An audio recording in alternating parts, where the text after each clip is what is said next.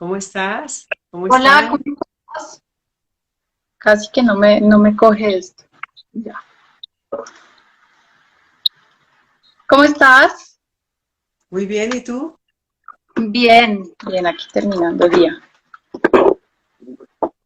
Ya están en vivo. Ya estamos en vivo, entonces vamos a dar comienzo. Listo. Y esta Sí, noche es una noche muy especial.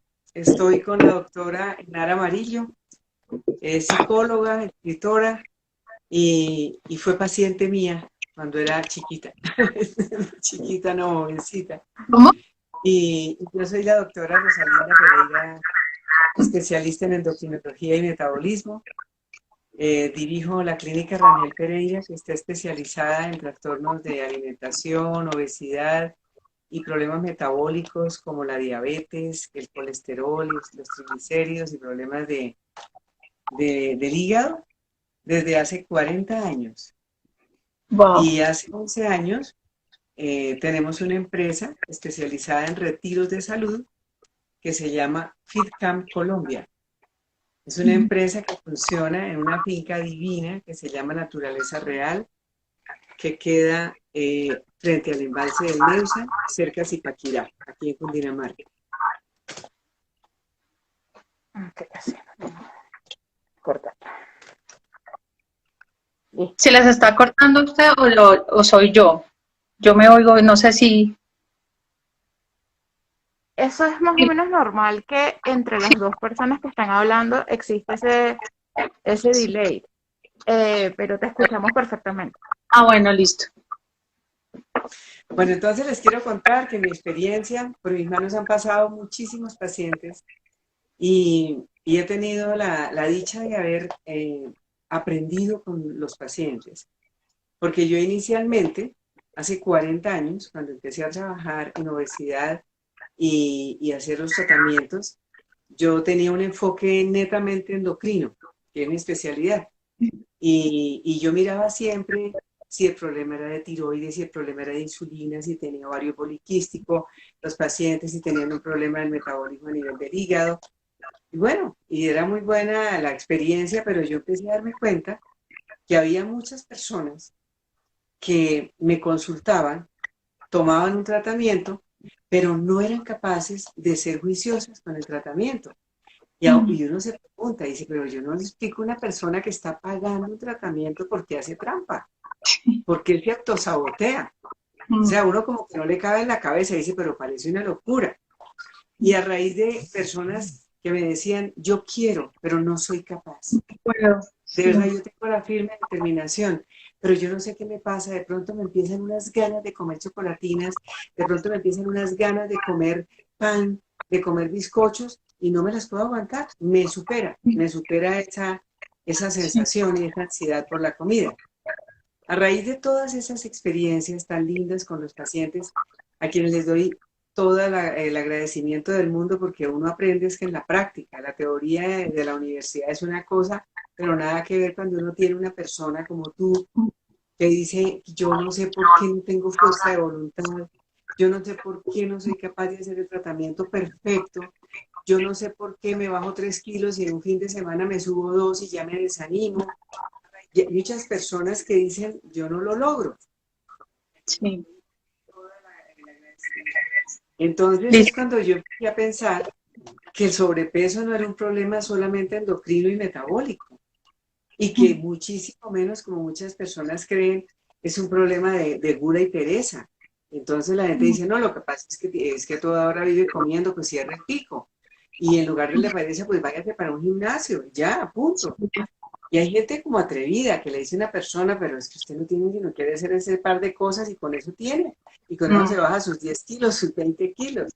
Y resulta que no es así, porque resulta que detrás de todo el sobrepeso y los problemas endocrinos hay dos aspectos que muchas personas no tienen en cuenta, que es toda la programación mental de malos hábitos que está grabada en el disco duro de las personas, equivalente a la mente subconsciente, y esas programaciones tienen muchas asociaciones que las personas ya las grabaron de la misma manera que están grabadas las tablas de multiplicar. ¿A quién se le ocurre en este momento decirle a una persona que 2 por 3 no es 6? Si es que eso se lo aprendió y toda la vida ha dicho que 2 por 3 es 6. Ya está programado y está grabado en su disco duro. Y así pasa con los hábitos.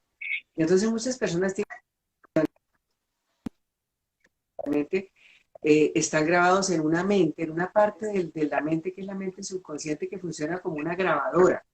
Si tú en una grabadora haces una grabación, por ejemplo, de un disco de Shakira, pues si está grabado ese disco y esa canción, cada vez que lo pongas va a sonar la misma canción. No hay la más mínima posibilidad de que te suene otra canción.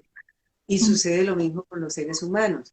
Cuando uno ya tiene grabados los hábitos, entonces cuando llegan ciertas circunstancias especiales, es como si le diera enter al programa y aparece. Entonces ese aspecto mental de las asociaciones es muy importante a tener en cuenta, porque la mayoría de las personas trabajan solamente en la parte nutricional o la parte metabólica o la parte funcional. Pero yo he trabajado de manera holística y es lo que tengo para compartir, y tengo ni más ni menos que una ex paciente mía que vivió la experiencia conmigo y que hoy está acá también para contarles cómo fue su experiencia cuando se dio cuenta que el tratamiento conmigo no era: esta es la comida, coma así, no coma esto, haga ejercicio y venga cada mes o cada 15 días o cada 8 días. Entonces, ¿dónde están esas asociaciones? Esas asociaciones están desde el vientre materno. La mayoría de las personas creen que los niños están dentro del vientre materno como una cosa ahí que no se entera de nada, y resulta que todo lo que vive la mamá en el embarazo, el niño lo absorbe como una esponja. Y si la mamá en el embarazo no se sintió feliz y si no tuvo una buena relación con el esposo, el niño ya nace con esa programación de soledad, de agresividad, de desamor, de desprotección. Si una mamá no se siente contenida por su marido en el embarazo y no siente que tiene el apoyo, el niño nace y llega a este mundo con la misma programación que la mamá. Y entonces llegan los primeros 7 años de vida, que es en donde se formatea el 80% del cerebro y hace una cantidad de asociaciones, y el ambiente familiar de los primeros 7 años de vida es fundamental. Porque muchos niños viven experiencias tristes, experiencias en donde los papás viven peleando, o los papás se separaron, o el papá se tiene que ir a trabajar, y para el niño no importa si el papá se fue a trabajar un mes a otra parte o una semana, el niño se siente que no tiene papá y está abandonado, y empieza a sentir todas esas emociones que le van quedando grabadas en su cerebrito, en su memoria celular, que son las programaciones para que de adulto tenga un sobrepeso. Y muchas personas también han tenido muchas agresiones en su niñez. Hay niños a los que los castigan muy duro, yo diría que desproporcionada y cruelmente para la edad, y muchas personas tienen esa angustia de que están realmente preocupadas porque han recibido castigos terribles, terribles en su vida. Y además hay muchas personas que también han recibido agresiones emocionales. Los papás los desaprueban mucho, les dicen que son brutos, que son malos, que no merecen el amor, que los comparan con el hermano sí es ordenado, el hermano sí saca buenas notas, y uno cree que comparando a los hijos los va a hacer como que los rete para ver si cambian, y resulta que no, los está agrediendo emocionalmente, de la misma manera que se agrede emocionalmente un niño en un colegio cuando le hacen bullying. Y le pueden hacer bullying o porque está gordo, o porque no es bueno para matemáticas, o porque no es bueno para el deporte.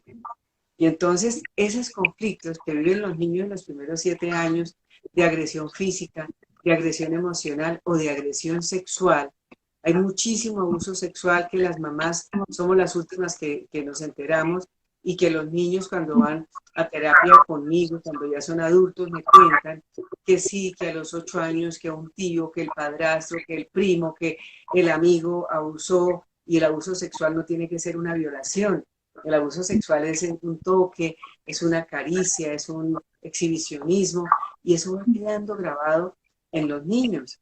Y esos conflictos, el cerebro arcaico, que es el que únicamente tiene como misión mantenernos vivos, dice, pues si se siente abandonado y solo, esta persona tiene que ser gordita y tener grasa porque la grasa es el tejido de reserva para que una persona, si estuviera abandonada en la naturaleza, en un ambiente hostil, tuviera una reserva energética para no morirse de hambre.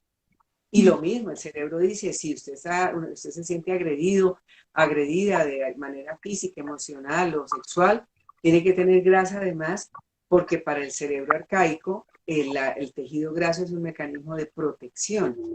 Entonces, cuando uno tiene en cuenta estos aspectos de la infancia de los niños, estos aspectos del ambiente en donde vivieron, y ya yo recibo un adulto de 50 años, de 60 años, que me dice que ha hecho todas las dietas del mundo, que se la pasa de tratamiento en tratamiento, de dieta en dieta, y que está como un yoyo subiendo y bajando, yo automáticamente, en el enfoque que yo tengo de tratamiento, yo miro qué fue lo que le sucedió a esta persona a nivel emocional en el pasado. Pero no es solamente en el pasado, también en el presente. Hay muchísimas personas que cuando estaban pequeños, y eso lo tenemos desde los bebés, el bebé llora y la mamá automáticamente le da el seno o le da el tetero o le da un chupo seco y el niño empieza a tener una asociación de sufrir con comer. Y ya más grandecito, cuando el niño está en pleno desarrollo y llega del colegio llorando porque le quitaron el cuaderno o le perdieron el balón, la mamá le dice, eso no llore, vamos y le compro un helado. Entonces las asociaciones que uno tiene con la comida, que no tienen nada que ver con el hambre, eso las tiene uno grabadas y llega a los 60 años, a los 70, lo que sea, y cuando va a intentar adelgazar no es capaz, porque las programaciones son superiores a su deseo de adelgazar. ¿Quién no quiere adelgazar en esta vida? Pero tienen unas asociaciones impresionantes y el cerebro tiene esta particularidad. Como decimos en la sabiduría popular, siempre hay una primera vez. Y resulta que si la primera vez que un adolescente estaba sintiéndose incomprendida y sintiéndose que sus papás no le daban permiso y que el noviecito se lo corrieron, le dio por comer chocolatinas y se sintió bien, el cerebro automáticamente dijo, oh, cuando estoy triste y como chocolatinas, yo me siento bien. Y quedó la asociación y quedó grabado en la memoria celular y la memoria genera deseo. Entonces, ¿qué hace esta niña? Más adelante ya tiene 20 años y le sucede un problema con el novio en la universidad y va a reaccionar igual. Dice, ay, yo me acuerdo, si yo como chocolatinas o si como dulce o si como pan, me voy a sentir mejor. Le pasa lo mismo que a un muchacho adolescente que lo echa a la novia. Y entonces lo cogen los amigos y le dicen, ¿usted por qué está así llorando? No, porque me echó la novia. Y no sea bobos, y mujeres es lo que hay en esta vida. Venga, para acá nos tomamos unos aguardientes. Y entonces el muchachito adolescente que se pega generalmente la primera rasca en una desilusión amorosa y se empieza, y al principio, cuando va en el primer aguardiente, sigue llorando y que esa mujer y que lo echó y que él fue perfecto. Al tercer aguardiente se da cuenta que ya como que no le duele tanto. Y al quinto ya no le importa. Entonces el cerebro de una persona que toma trago dice, cuando yo tomo trago, se me olvidan las penas, me siento muy bien y le queda la programación y por eso es que mucha gente se vuelve alcohólica. Pero de la misma manera que utilice el alcohol para olvidar las penas, puedo utilizar los dulces, las chocolatinas, los quesos, lo que la persona quiera, y por eso el tratamiento no se puede hacer solamente pensando en que las hormonas y solamente pensando en la dieta y solamente pensando en el ejercicio.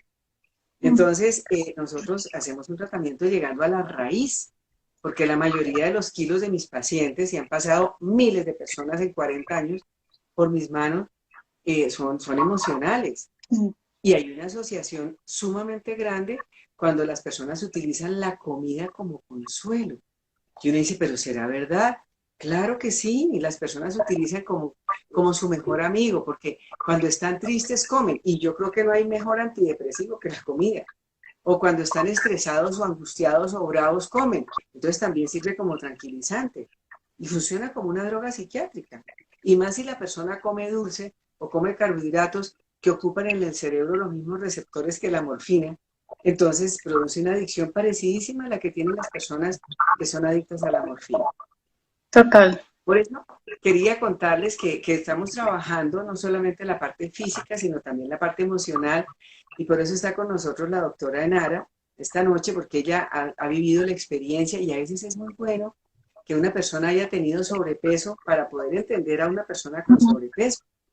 Yo recuerdo una paciente que una vez me dijo, doctora, ¿usted alguna vez se ha sentido como metida dentro de un elefante de día y de noche y sin poderse salir meses y años en su vida? Yo dije, no, yo nunca me he sentido así.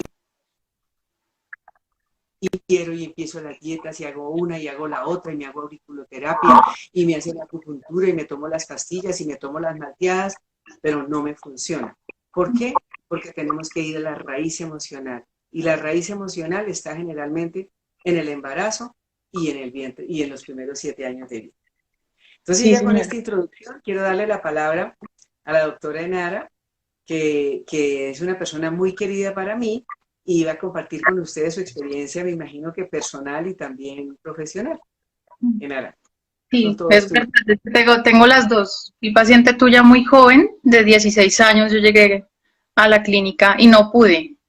O sea, fue frustrante porque al principio me bajé todo, pero ya después otra vez o sea, y como que se viene es el doble, ¿no? Y pues después de muchos años, yo digo hasta ahorita que yo encontré la raíz del problema, fue que ya pude poner en práctica todo lo que alguna vez aprendí contigo. Y me llama mucho la atención esto de la asociación. Y yo alguna vez le decía a una paciente mía que llegaba con la misma duda de, es que no puedo parar. Entonces, no es tanto una asociación, es una relación. O sea, lo que uno hace con la comida es como cuando uno tiene un novio que le hace daño, pero vuelve una y otra vez y tú, o sea, lo amas y lo odias al mismo tiempo y no lo puedes dejar y te vas y te alejas y el tipo vuelve y tú vuelves, es más o menos así. Y es una relación que empieza desde, como tú dices, desde el vientre, pero lo primero que hace un bebé cuando nace es el seno materno, o sea, es comida, es alimento. Y el seno materno no solamente es alimento físico, es alimento emocional, o sea, el bebé existe gracias a que la mamá, o sea, en la relación con otro, si no creo que no se enteraría. O sea, es en el amor y en el vínculo donde uno empieza a formarse. Si uno ve digamos que las comidas siempre están alrededor de la mesa y en la mesa se reúne la familia, o sea, alrededor del desayuno, qué hablamos en el desayuno, qué pasa cuando estamos en la mesa. Si uno sienta a un niño solo a comer, el niño no come. Por eso a veces muchas mamás dicen, pero es que el niño no come, pero es que la comida es de relación, o sea, un niño no come porque sí, come porque hay un vínculo con la comida. Y muchas veces, o sea, esos kilos de más a uno le dan territorio, o sea, le dan pertenencia a una familia. Muchas de las cosas que yo escucho y que también personalmente la viví y que se repite una y otra vez es que todo el mundo habla del gordito de la familia, o sea uno o sea la persona que llega. Y todo el mundo empieza a hablar, pero nadie, o sea, nadie le pregunta a él cómo se siente, qué va a hacer, todo el mundo le dice, haz esta dieta, haz la otra, incluso empiezan a hablar entre ellos y el gordito está ahí callado. O sea, la única manera de que se sienta y de que se vea es siendo gordito. Entonces, si tú te quitas esos kilos, pues de alguna manera no existes. Entonces, pues es un ejemplo de tantos de los que hay. Tú mencionabas el abuso sexual, es muy común. O sea, aparte de protegerse de un abuso en la edad adulta, es cogiendo los kilos de más y a veces desafortunadamente no es suficiente porque no protegen lo suficiente. Pero psicológicamente nos protegen de algo. Y creo que una de las cosas que tiene que pasar es que uno se canse también de llevar los kilos de más. No solamente físicamente, sino de llevarse, o sea, ¿hasta cuándo me voy a soportar esto rondándome? ¿Y hasta cuándo voy a llevar esta maleta llena de que se vuelve, sí, se vuelve grasa, se vuelve tejido adiposo, se vuelven kilos, 20, 30? ¿Hasta cuándo? Hasta que no llego a la raíz y ojalá fuera, ya es algo que no es muy alentador, pero es la realidad. O sea, la raíz del problema es una cosa, pero el proceso de salir de la raíz del problema, ese es el que lo hace sostenible. Porque mientras uno está haciendo un proceso, y yo siempre digo el proceso es la terapia porque uno puede hacer mil cosas, pero tiene que tener algo que sea sostenible en el tiempo. O sea, poder trabajar las cosas que encontró en un taller o las cosas que encuentra en la vida y se da cuenta, las tiene que trabajar acompañado, porque parte de los kilos de más es estar solo. Y lo único que da contención es la comida. Por eso cuando la gente está triste, se sienta con el helado, el chocolate. Por eso los carbohidratos después de las 5 de la tarde. O sea, caen también porque ya cae la noche, entonces quién te abraza, con quién te vas a la cama. O sea, son un montón de cosas que, como tú bien dices, se asocian a esa compañía y a esa contención. Y vivir el proceso es muy importante. Y a veces vivir el proceso es sube, baja, te inflas, te desinflas, hasta que llega un momento en que también tienes conciencia del cuerpo, porque parte también es que uno ha perdido conciencia del cuerpo y no sabe en qué momento se infló porque es como si de verdad le hubieran metido aire o se adelgazó y no se dio cuenta y tampoco habitó ese cuerpo del que ya bajó el peso y hasta que uno no encuentra ese equilibrio, pues no se da cuenta que es su cuerpo y cuál es el que quieres tener. O sea, sí, tienes que tener un peso ideal, pero tú, ¿cómo vas a llegar hasta allá? O sea, ¿cuál es tu parte? ¿Cuál es tu responsabilidad? O sea, llegar a todo eso es también hacerse cargo de todo lo que implica, no solamente lo emocional, lo psicológico, sino también habitar el espacio.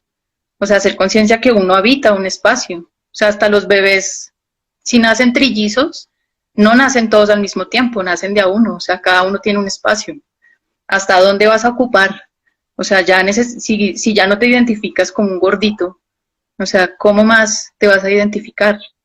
Muchas veces dejar de ser gordito es dejar de pertenecer a la familia y eso lo deja uno solo.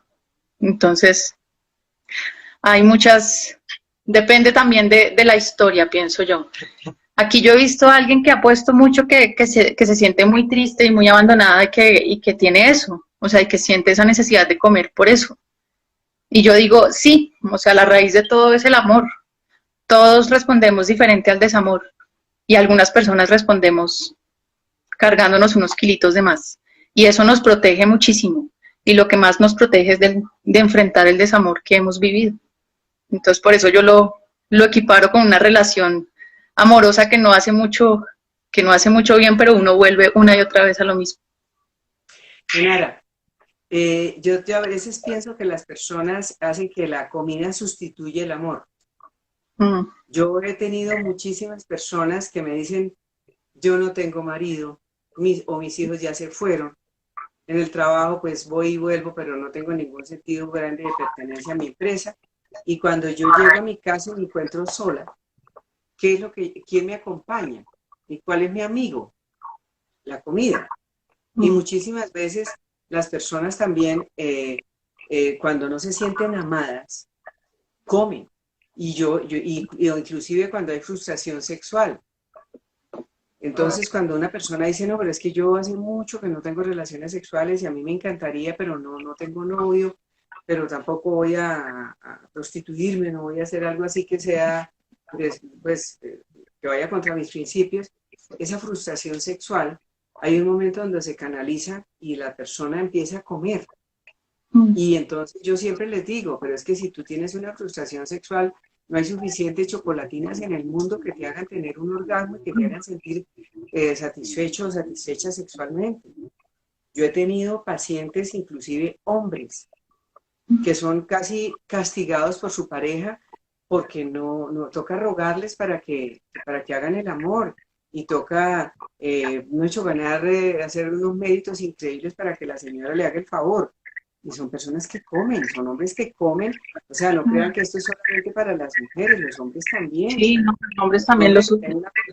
Sí, o con la potencia sexual. Entonces dicen, no, carambas, tengo tantos años, he tenido ciertas fallas, yo me siento inseguro, y de pronto empieza a comer y a comer y a comer impresionantemente. Y lo que tú decías de las 5 de la tarde, a mí me parecía, al principio decía, pero ¿por qué las personas me dicen, yo soy juicioso hasta las 5 de la tarde, pero de ahí me empieza un hambre? Bueno, pues les quiero contar que eso sí ha sido maravilloso para mí, porque cuando yo recibo a los pacientes y les hago la historia clínica de metabolismo, siempre les pregunto si sienten hambre después de las 5 de la tarde. Y un porcentaje altísimo me dice que sí. El problema es que a las 5 de la tarde generalmente se bajan los niveles de un neurotransmisor que se llama serotonina. Y cuando se baja la serotonina, el cerebro busca compensar serotonina y buscarla como sea. Y cuando se comen chocolatinas o carbohidratos, se sube la serotonina. Entonces la persona dice, no, es que yo necesito a esa hora comer pan, necesito a esa hora comer dulce, un paquete, unas galletas. Doctor, es cierto, mire, yo estoy así toda down y cuando yo me lo como, yo me siento tan feliz, era como si fuera hambre. No, no es hambre, es una deficiencia de serotonina, y entonces ahí es cuando en la consulta toca hacerles un equilibrio no solamente de los neurotransmisores, y yo utilizo productos naturales, porque los psiquiatras suben la serotonina con drogas psiquiátricas, como la fluoxetina, como el Zoloft, el Prozac. Pues yo estoy absolutamente en contra de utilizar drogas psiquiátricas a menos que el caso lo amerite y que sea gravísimo, porque hay suplementos naturales que yo utilizo con mucho éxito. Yo le formulo a mis pacientes adaptógenos, sustancias que les regulan el cortisol, que es la hormona del estrés, porque hay muchísima gente que cuando está estresada me dice, doctora, yo estoy estresada y yo ni me doy cuenta qué horas es que como. Yo empiezo y como, me compro una bolsa de chocolatinas y me las como y me las como, y cuando me doy cuenta me lo comí todo. ¿Qué sucede? Cuando una persona tiene el cortisol elevado, siempre se le sube la glicemia.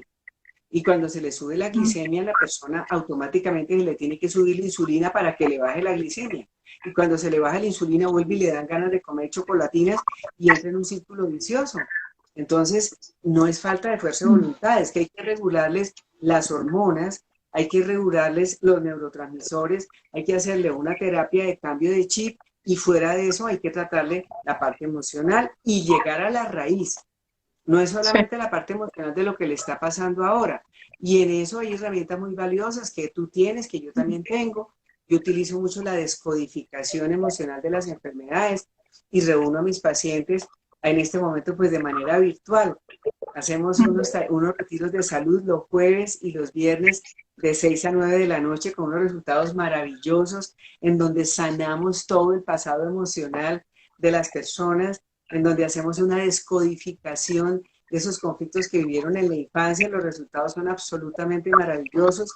La gente hace un renacimiento emocional, hace un borrón y cuenta nueva, y realmente ahí, cuando hacen este taller, que yo les propongo a la mayoría de mis pacientes que veo que comen por ansiedad, que se llama impulso, yo siempre les digo, tienes que hacer impulso para sanar las raíces emocionales, y verás que ahí sí la alimentación le funciona, el ejercicio le funciona y todo le funciona. Pero siempre tiene que tener un acompañamiento, como tú decías, Enara. No se le puede decir a una persona, bueno, nos vemos en 3 meses. No, nos vemos a la semana, a los 15 días máximo. Entonces, no sé, tú que has tenido esa experiencia semanal, yo también la tengo.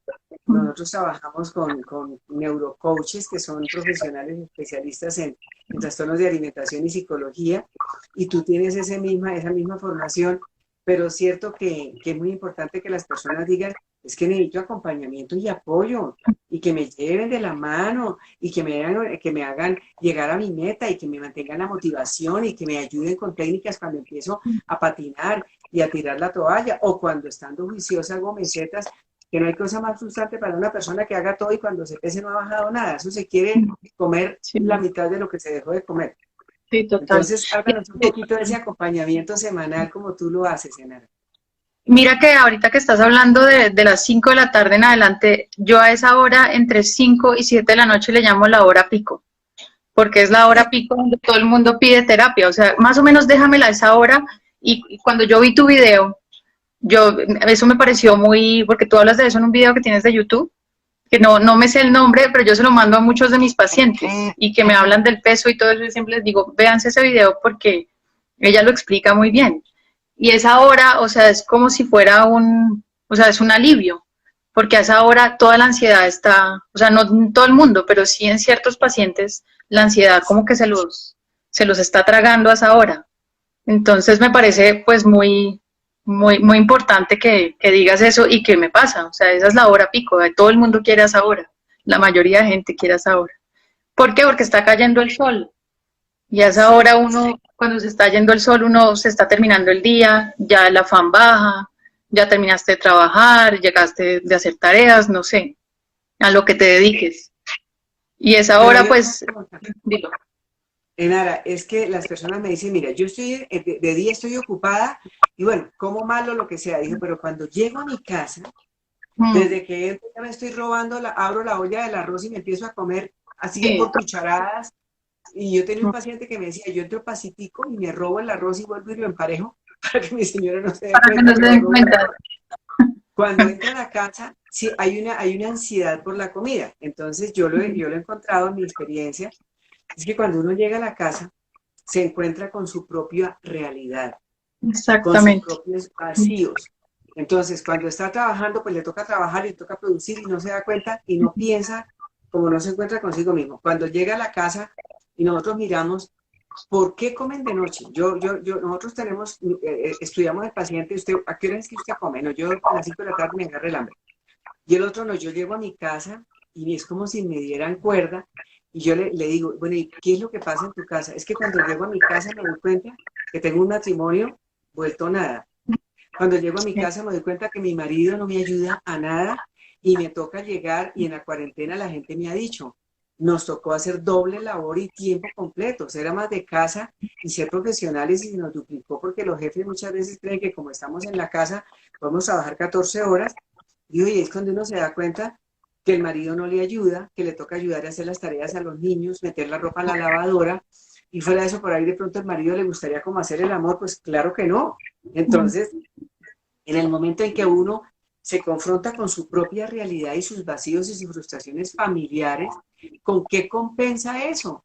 Con un sustituto maravilloso que es la comida, porque la comida produce placer y lo otro produce sufrimiento y estrés. Entonces el ser humano siempre busca el equilibrio y por eso al llegar a la casa y estar en la casa, y yo lo he vivido en estos 5 meses y medio de cuarentena, yo tengo pacientes que se han engordado por lo menos 7, 8 kilos. Le digo, ¿por qué? Me dicen, no sé, yo trabajo y voy a la cocina y vuelvo y trabajo y vuelvo a la cocina y me coge una ansiedad. Claro, ahí estás frente a tu realidad real. Esa es tu Total. pareja con la que hoy, ahora te diste cuenta que nada que ver. Y cómo es de difícil tolerar a los niños tiempo completo. Porque cuando uno está de vacaciones y se está 15 días con los niños y el marido, es que está en plan piscina, en plan mar, en todo incluido, comen, pasean, pero esto es obligado. Estoy metido dentro de un espacio y eso produce ansiedad y las personas, ¿cómo se quitan la ansiedad? Comiendo. Entonces el acompañamiento es romper esa relación que no es sana con la comida y aprender a distinguir entre el hambre emocional y el hambre física. Tal Y es que el cual. hambre emocional tiene una característica muy especial. Cuando uno tiene hambre física, ustedes le preguntan a una persona que está en la calle y uno sale a la calle y se encuentra con los venezolanos, con los colombianos, con todo el mundo, por favor, tengo la familia en la calle, le sirve cualquier cosa. El que tiene hambre le sirve cualquier cosa. El que tiene hambre emocional le sirve lo que quiere, lo que tiene asociado. Si tiene ganas de pan, no le sirve una zanahoria. Si tiene No, ganas de dulce, no le sirve un pedazo de queso. Las asociaciones en el cerebro están ya por alimentos específicos y por eso es que el tratamiento no se puede decir cierre el pico, haga esta dieta, no coma, prohíbase esto y métase a un gimnasio.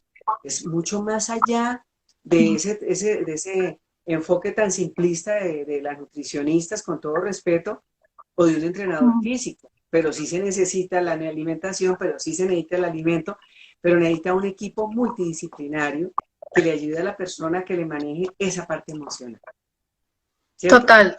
Sí, pero total, total. Es que parte y esto en cuarentena y en mamás que se dedican a sus hijos.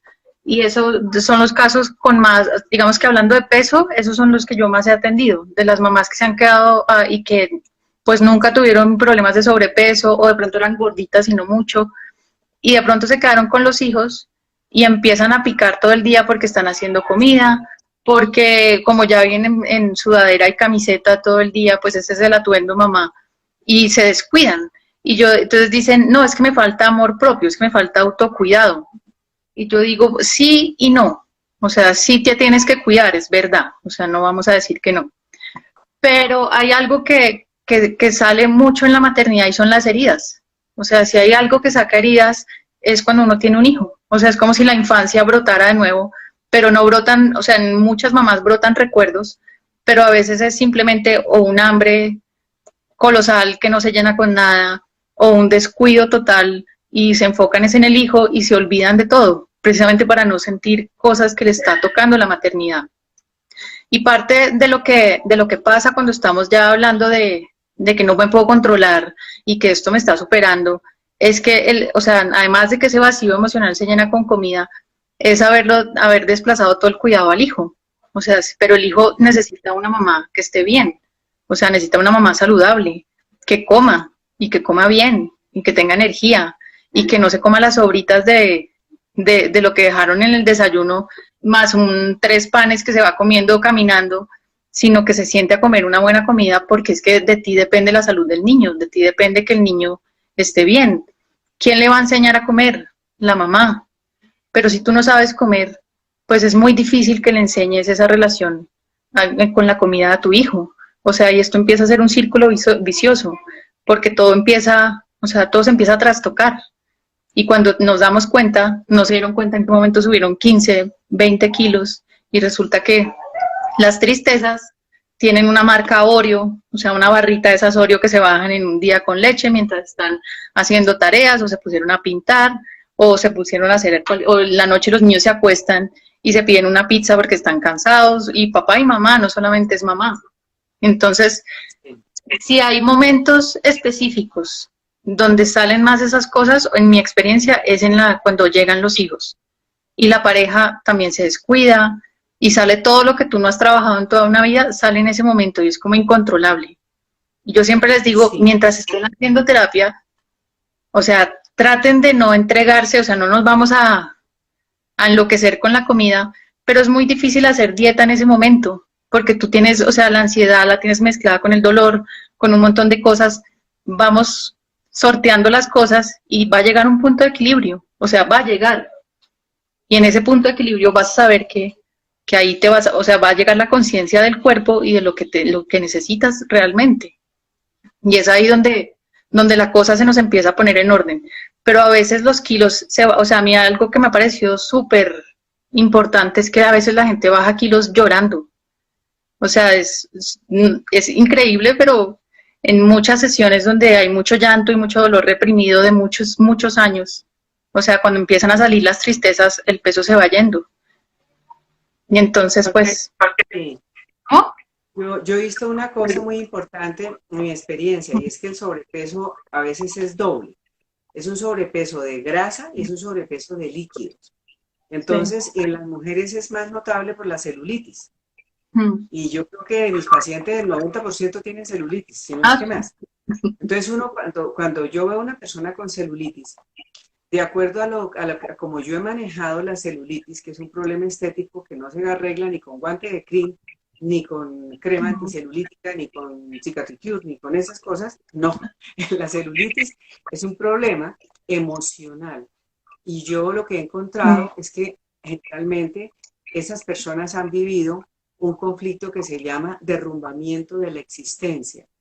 Es cuando una persona se ve ante la nada, por ejemplo, cuando hay una quiebra, cuando una mujer se da cuenta que el marido tiene otra persona y que se va con la otra, o y que ya tiene otro hijo y que tiene otro hogar, y de la noche a la mañana queda como sin piso, y cuando hay una persona que cuando se siente como ante la nada y empieza a sentir ese miedo, ese conflicto dentro de la descodificación emocional de las enfermedades, que es una especialidad mía, y la manejo así en mi retiro de salud, hay que trabajarlo porque generalmente se programa en la infancia, pero se dispara en la edad adulta.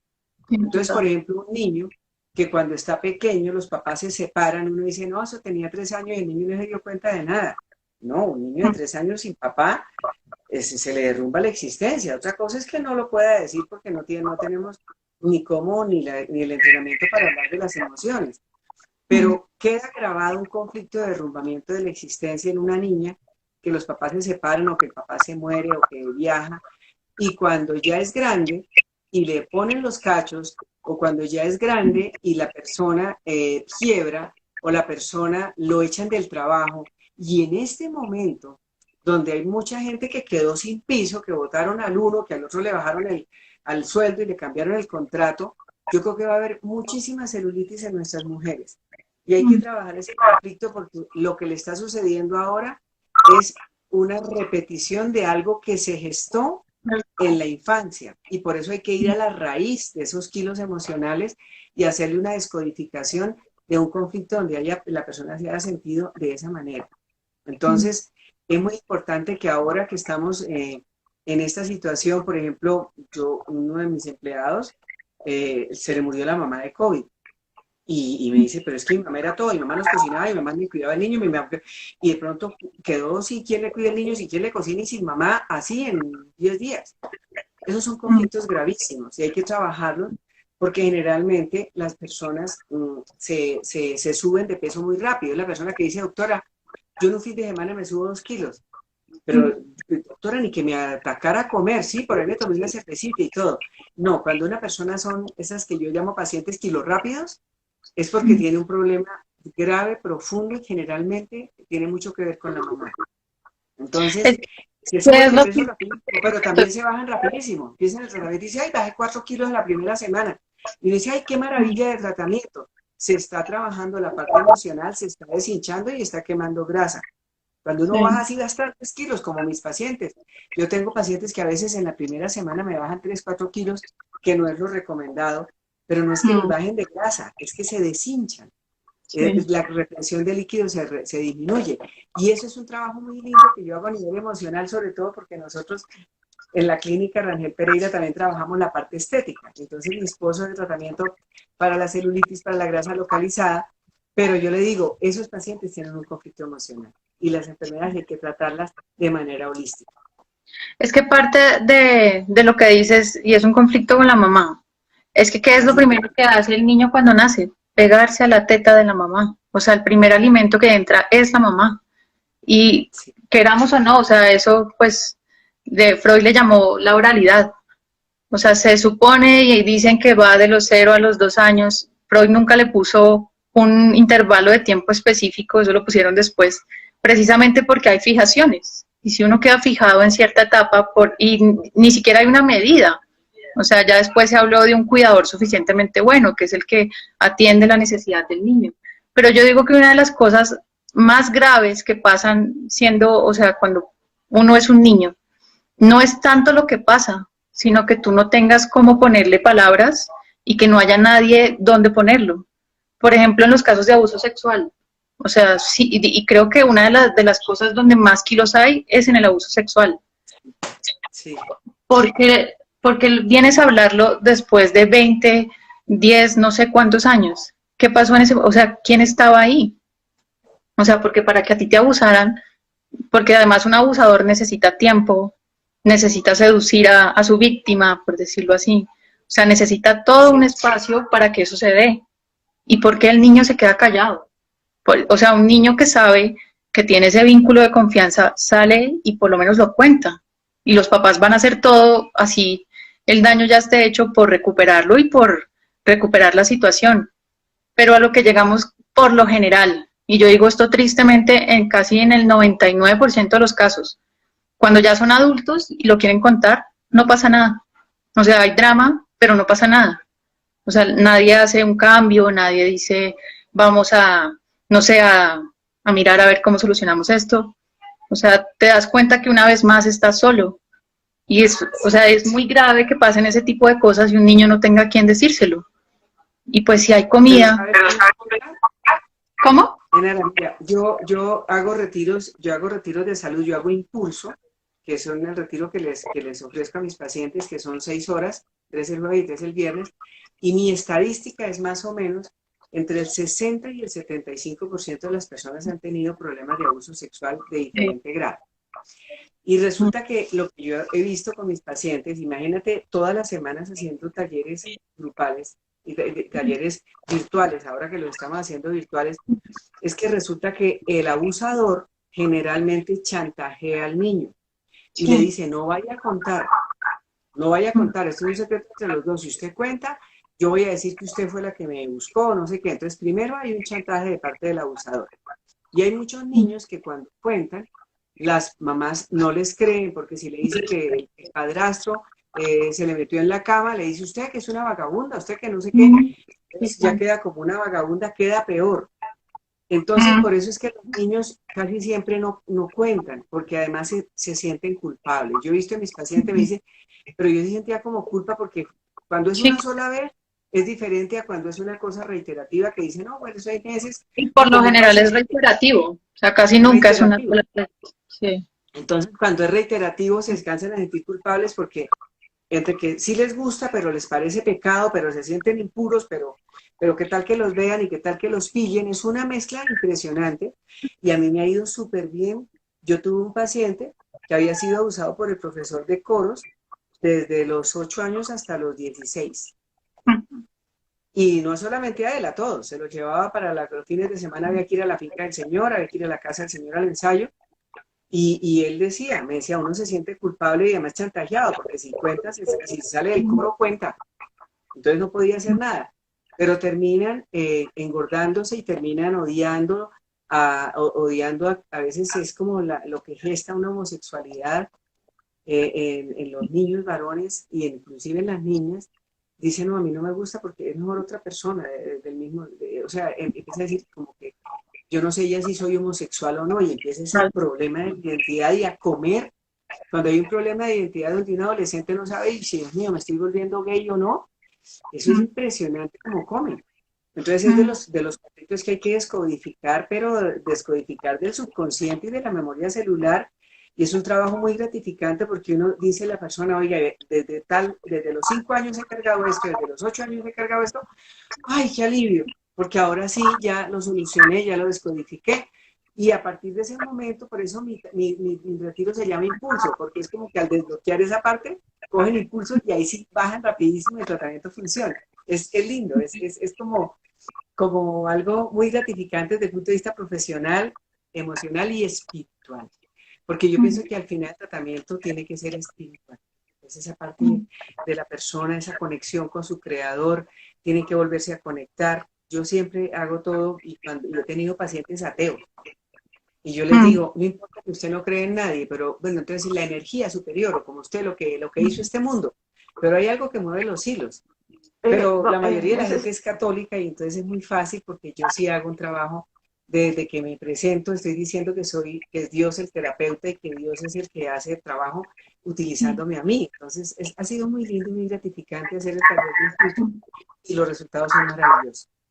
Y si uno... Nos quedan pocos minutos. No sé si les parece que respondamos las preguntas que nos hicieron. Ok. Entonces, pues yo quería decir algo práctico, ¿lo alcanzo a decir? Sí, claro, por supuesto. Yo no sé si tú te has dado cuenta que sobre todo en los pacientes que han tenido abuso sexual y engordan, y también y su causa de la gordura está mucho ahí, y sobre todo yo insisto en la soledad, o sea, uno no poder decirlo y estar en ese conflicto de vergüenza, culpa, chantaje y no tener la confianza suficiente para decir hay alguien más grande que me protege de este depredador, porque eso es un depredador.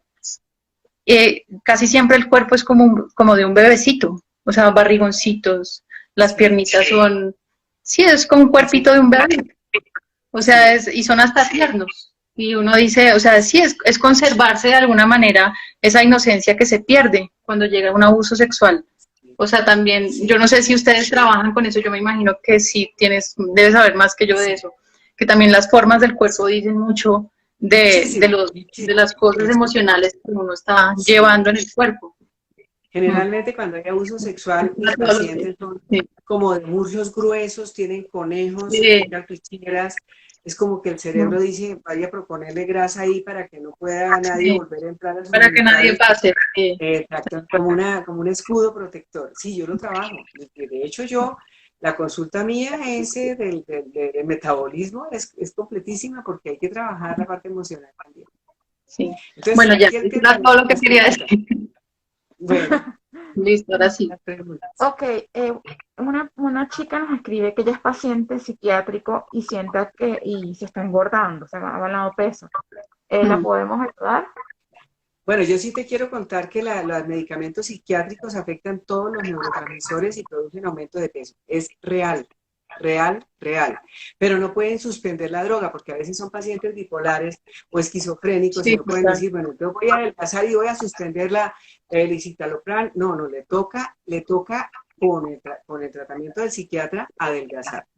Pero yo siempre les digo a mis pacientes psiquiátricos, les digo, mira, yo jamás te suspendería una droga psiquiátrica, primero por respeto, porque él es tan especialista en su psiquiatría, como yo, como endocrinóloga y médica del alma, que es lo que al final hago, y yo no le voy a suspender el tratamiento, pero quiero que te des una oportunidad. Él no te está sanando de raíz, él te está embotando con pastillas para que seas útil y funcional, pero él nunca se preocupó tú por qué eres bipolar, por qué eres esquizofrénica, por qué los porqués, y yo sí puedo trabajar, y tú también trabajas así en Ara.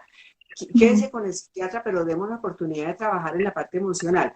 Y cuando tú ya te sientas bien, y mis pacientes cuando ya terminan el seminario conmigo, el taller, y se sienten libres de todo lo que les pasó, les digo yo, ahora ve donde el psiquiatra y le pides que te haga el desmonte gradual de su droga él. Yo no se la hago por respeto.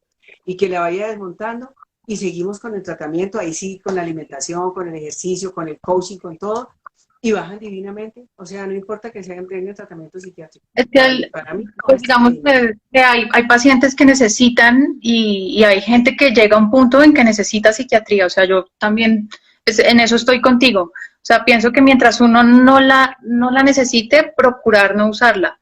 Porque si hay un componente o sea, que duerme la emoción. O sea, la emoción que estaba desbordada, que te va nivelando la medicina psiquiátrica, suele dormir la emoción y el mapa precisamente para encontrar la raíz del problema es la emoción que está a flor de piel. Entonces perdemos o sea, lo rico del mapa, porque pues es por ahí. Lo que pasa es que sentir dolor no es algo chévere. Ahí me estaban diciendo por DM que está muy chévere y que hay muchas preguntas. Hay gente que tiene muchas preguntas. Sí. Entonces por eso continuamos, nos conectamos otra vez y vamos a contestarlas porque este es un espacio muy lindo y es muy rico poderles aclarar sus dudas para que tengan algo que nunca se puede perder y es la esperanza de que el tratamiento para adelgazar sí funciona. Sí. Ok, pregunta Diana, entonces dice, ¿cómo asociar los malos hábitos?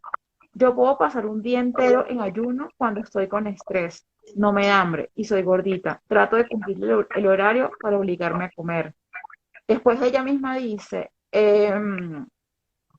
una de las cosas con las que sufro en dietas es que debo comer entre comidas. Cuando estoy sola es muy frustrante. Bueno, yo tengo un programa que se llama Chip Virtual Adelgazante. Es un programa que yo hago con anclajes de programación neurolingüística y con hipnosis clínica transformadora. Es un programa de 8 sábados. Los módulos van de 8 a 10 de la mañana una semana y la otra de 8 a 11. Y en ese trabajo nosotros vamos cambiando toda la programación mental para que las personas aprendan a manejar la mente. Pero yo te quiero contar, Diana, que hay muchas personas que cuando están estresadas se les quita el hambre y en cambio a otras les da por compensar la comida. Yo soy de las que no puedo comer. A mí me pasa igual. Sí. No, es que me atoro, no puedo. Pero la mayoría de la gente que yo veo come y come compulsivamente es al revés. Entonces, cuando tú haces un día de ayuno porque estás deprimida, pues un día de ayuno no le cae mal a nadie. Pero lo malo es que no sea ni dirigido por un profesional y después te vas a pasar de la hipoglicemia, de un día sin comer carbohidratos buenos como las verduras, como las frutas, o un cereal integral, haces una hipoglicemia y después entonces haces el rebote. Entonces hiciste un ayuno emocional y después vas a lanzarte a la comida y entonces no hiciste nada. Entonces dijiste al otro día, ay, bajé 1 kilo. Ay, menos mal, por lo menos me bajé 1 kilo. No, ese kilo te lo subes al otro día. El tratamiento para adelgazar tiene que preparar la mente y la mente aprende por repetición y tiene que tener unos parámetros de cómo tiene que comer. Yo personalmente no les recomiendo a mis pacientes que coman sino 3 veces al día ahora, porque yo hace unos años, hace como 20 años, les decía a los pacientes que comieran cada 3 horas para activar el metabolismo, pero a la luz de la investigación eso es mentira. Todo lo contrario, comer cada 3 horas engorda, porque cada vez que una persona come sube la insulina y la insulina es una hormona acumuladora de grasa. Entonces yo le digo, solamente coma desayuno, almuerzo y comida, porque si usted se come una manotada de almendras, se le sube la insulina. Usted se come una fruta, se le sube la insulina. Cada vez que uno come, entonces hay que enseñarles, y por eso vamos de la mano del médico, del terapeuta, del coach, para que empiece a cambiar los hábitos y le quede fácil cambiar una programación de toda la vida. Es que eso no es a punta de fuerza de voluntad. Tiene que haber unas directrices y yo en este momento estoy haciendo hipnosis clínica transformadora, que es una forma mucho más rápida de llegar al subconsciente, y después de que hacen las sesiones, entonces quedan con los refuerzos de los coaches, ya hacen sesiones de coaching semanales y les va súper bien. pero en 8 semanas ya cambian el chip y pasan al otro lado y se pueden ser gordas, de gordas pasar a delgadas por el resto de la vida. Sí se puede. Mira que una de las cosas que a mí me ha llamado mucho la atención y es que, o sea, la gente cree que entran a hacer, digamos, un proceso de terapia o un proceso de los que tú manejas, de descodificación, y es que entro y se me quitó. Y usualmente lo que pasa es todo lo contrario, o sea, se le sale el problema. Y cuando a uno se le sale el problema, también a veces se le salen los problemas físicos y se le desordena la tiroides, o se engordó y no se dio cuenta, o se le sube el azúcar, o se le baja el azúcar, o sea, un montón de cosas asociadas a al mismo problema emocional que siempre ha estado ahí. Y eso, o sea, a veces la gente se preocupa mucho y yo digo, en ese momento que uno está trabajando esas cosas que son tan sensibles y tan delicadas, lo mejor que puede pasar es que se salga. O sea, lo que menos debes tener es miedo de que pasen, o sea, de que se te dé más ansiedad o que se te salga una cosa que no puedes controlar, porque si es por ahí, o sea, es con el problema en sobre la mesa y en la vista, donde tú lo puedes saber qué hacer, es en la crisis donde tú puedes intervenir. Pero si tú tienes un problema tapado que estás huyéndole y tratando de taparlo, es mucho más difícil que llegue la voluntad, que tú puedas tener un proceso sostenible de aprender a comer también, y que es solo Sí, comida, aparte de lo que uno, cuando uno tiene esta relación con la comida que es bastante compleja, una de las cosas que yo venía reflexionando este año, también con mis cosas del peso, es que es solo comida, o sea, yo necesito es alimentarme, y si me da hambre, o sea, empecé a diferenciar entre el hambre emocional y el hambre real, o sea, yo en este momento necesito es esto, pero el chocolate no me va a llenar eso. Y sí, o sea, pero tiene uno que haber tocado ese punto para llegar allá y no idealizar la comida. O sea, la comida es solo comida. El pastel es harina, azúcar y relleno. O sea, si ya cuando uno lo ve no es nada, pero es todo lo que pasa alrededor del pastel. A veces en Navidad, tú ves, en Navidad todo el mundo se sube de peso. Y es que es la novena, es que estamos todos, es que mientras estamos hablando estamos comiendo buñuelos. O sea, es todo lo que pasa alrededor de la comida, porque la comida es solo comida. O sea, no es gran cosa. Sí. sí, yo por eso creo que a todos mis pacientes yo les hago unos talleres para que aprendan a comer, pero no solamente que conozcan los avances más grandes que hay en medicina nutricional, sino para que tomen conciencia. Cuando yo le explico a un paciente en un taller, y esos talleres los hago yo los sábados, en el chip virtual adelgazante, les enseño, por ejemplo, por cómo funciona el dulce y en relación con la insulina. ¿Y cuáles son los efectos de la insulina alta? Que es hasta el mismo terreno para el cáncer. Entonces, cuando la persona aprende a comer, porque de la mano de un médico se le explica los porqués no debe comer eso y qué sucede cuando lo come, le queda más fácil cambiar, porque ya tiene otro nivel de conciencia y es capaz de decir, no, esto es un veneno blanco, como yo llamo el azúcar, un veneno blanco. Pero Total. antes la gente decía, es lo máximo en esta vida, mejor dicho. Pero Sí, van cambiando por educación y por conciencia. Y sí, entonces cuando la persona empieza a quererse su cuerpo y dice, esto no me conviene, es capaz de tomar decisiones. Pero así de la noche a la mañana, sin conciencia, sin programación mental, quitarle a una persona de la noche a la mañana el dulce, el pan, la chocolatina, la gaseosa y la cerveza, entra no. en una crisis, en un síndrome de abstinencia. Entonces hay que llevarlo siempre con un acompañamiento psicológico. Es clave. Total. Mira que hay muchas páginas y hoy por hoy, digamos que las mujeres de talla grande, hay muchas, si tú te metes en Instagram y buscas talla grande en hashtag, vas a encontrar miles de cuentas. Yo las seguí hace varios años, las vengo siguiendo, y son mujeres pues que son gorditas, unas más que gorditas, y tienen como esta seguridad de mostrarse gordas y no sentirse mal, como otras personas nos sentiríamos.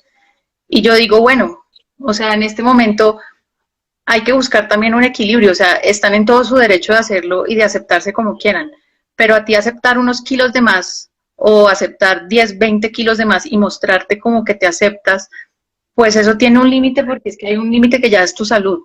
O sea, hasta dónde aceptarte es una excusa para seguir cargando kilitos que te dan es algo más que aceptación, sino que te dan, no sé, pantalla, o sea, te reconocimiento, Y creo que detrás de todo esto hay mucho reconocimiento, o sea, alguien te está viendo básicamente porque estás gorda y porque no te importa estar gorda.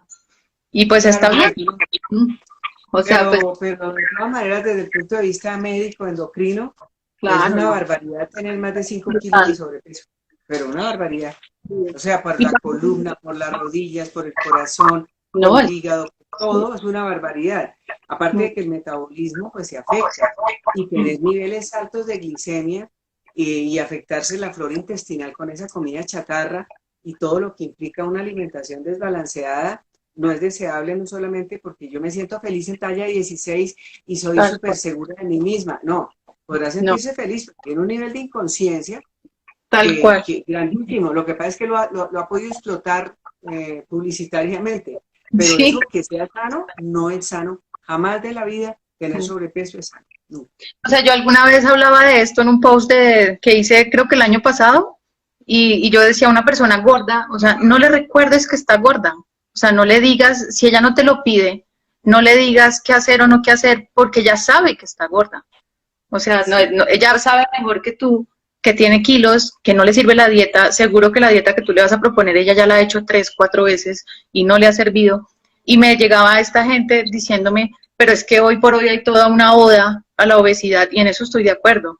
O sea, pues sí, pues admirable que te quieras así, pero eso no es sano. O sea, no es sano estar promoviendo un estilo de vida que es malsano. Y yo pienso que eso, o sea, eso, como lo venía diciendo desde el principio de esta conversación, o sea, si tú tienes toda una pantalla y te siguen un montón de personas y básicamente porque eres gorda y te aceptas gorda, pues tú no te vas a deshacer de esos kilos, porque esos kilos no son, o sea, no son de comida. Esos kilos te dan un lugar en el mundo. Y si además lo explotas, pues no vas a adelgazar, o sea, no te vas a dar cuenta de la inconsciencia que además estás promoviendo. O sea, así Ahí es. tiene una ganancia secundaria con el sobrepeso. Tiene la ganancia de que se volvió famosa. Pongamos a poner la gorda Fabiola, pero la gorda Fabiola ha estado que se muere una cantidad de veces. No, y ahora está Y súper, sí, ya no es la no, ex gorda Fabiola. bien. Sí.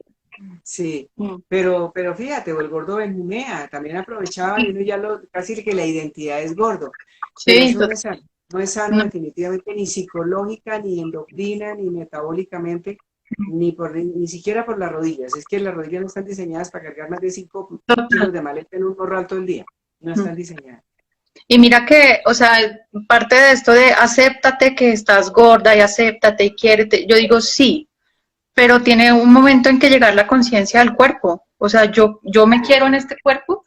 A mí mi esposo me decía, a mí no me importa que tengas 20, 30, yo igual te quiero. Yo le decía, sí, tú sí, pero yo no. O sea, llegó Sí, ese punto en que yo ya no, o sea, yo ya no quería tener ese peso de más. O sea, ya no me gusta, no quiero tenerlo, me pesa. Entonces hago sí, todo por bajarlo. Y la voluntad en ese momento me funciona. O sea, yo digo, esto es de verdad que cuando uno llega ahí ya como que no hay vuelta atrás, porque ya uno no se siente cómodo.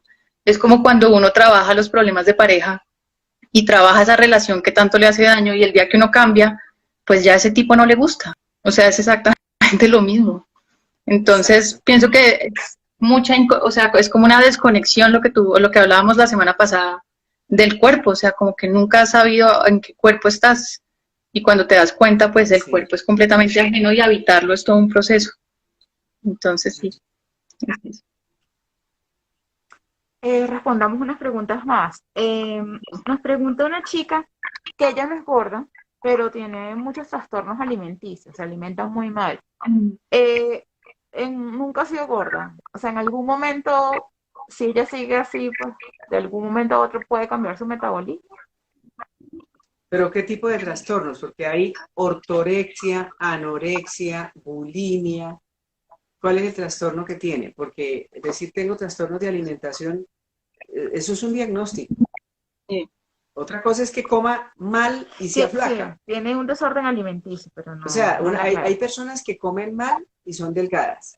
Tienen un Mm, metabolismo a su favor 100%. Pero eso no quiere decir que sea sano, porque cuando mm, tú comes, tú le mandas una información a tu sistema endocrino. Y la alimentación modula la insulina, modula el glucagón y todas las hormonas trabajan en red. Entonces, Yo digo que casi tiene más suerte una persona que come y se engorda que una persona que coma y no se engorde, porque por lo menos la persona que se engorda reacciona. Diciendo, usted no puede seguir así. En cambio, el otro parece un barril sin fondo y come, pero la vida le pasa a uno la factura. Y Sí, puede que total. tenga un infarto flaca, una diabetes flaca, una hipertensión flaca, un hígado graso siendo flaca. Mm, total. Sí, es una inconsciencia, o sea, es que el alimento es de relación, así uno pese 40 kilos. O sea, es la relación que tú tienes con la comida incluso cuando no comes o comes mal. O sea, eso ya Sí. tiene otros componentes. Ok, ok, tenemos una última pregunta. He hecho un proceso psicológico comprometido con muchos psicológicos, comprometido con muchos frutos, entre esos perder 30 kilos, pero no he bajado la barriga, como muy saludable y hago ejercicio.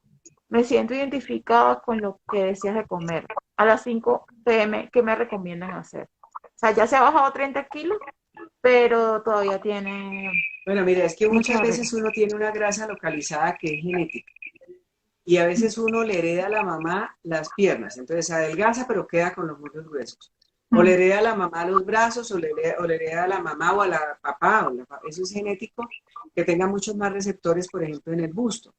Entonces adelgazó pero quedó 40 en el busto, o mm. adelgazó pero quedó con los conejos, o adelgazó de todo menos de muslos, o adelgazó de todo y quedó con la barriga. Ahí necesitas un tratamiento estético localizado.